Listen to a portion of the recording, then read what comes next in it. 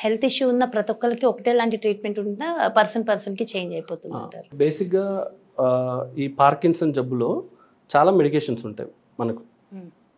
Options medication చాలా option ఉంటుంది. So అది పేషెంట్ సిమ్టమ్స్ బట్టి మనకు ట్రీట్మెంట్ అనేది ఇవ్వడం జరుగుతూ ఉంటుంది అనమాట. బేసిక్గా దీనికి క్యూర్ ట్రీట్మెంట్ లేదు. అంటే ఈ జబ్బుకి మందిస్తే కంప్లీట్గా తగ్గిపోతుంది అట్లా ఉండదు. మన మెయిన్ గోల్ ఏంటంటే ఈ ప్రాబ్లంకి ఆయన సిమ్టమ్స్ని కంట్రోల్ చేసి ఆయన క్వాలిటీ ఆఫ్ లైఫ్ని బెటర్ చేయటం, అది మెయిన్ మన motto of the treatment. So main ఈ ప్రాబ్లం ఏంటి, డోపమైన్ తగ్గటం వల్ల వస్తుంది కాబట్టి సో మనం డోపమైన్ సప్లిమెంట్స్ ఇచ్చినాము అంటే పేషెంట్ తన డే టు డే యాక్టివిటీస్ని నార్మల్గా అప్ టు 5 years వరకు చేసుకోగలరు.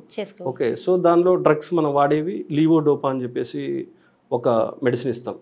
దాంతో ప్రామిపెక్సోల్ అని ఉంటుంది, సెలిజిలిన్ అని ఉంటుంది, రాసాజిలిన్ అని ఉంటుంది, అమాంటిడిన్ అని ఉంటుంది. ఇలా మెడిసిన్ చాలా రకాలు ఉంటాయి. అది ఏ మెడిసిన్ ఏ పేషెంట్కి స్టార్ట్ చేయాలి అనేది ఏజ్ బట్టి ఆ పేషెంట్ లక్షణాలను బట్టి మనం డిసైడ్ అవుతూ ఉంటుంది.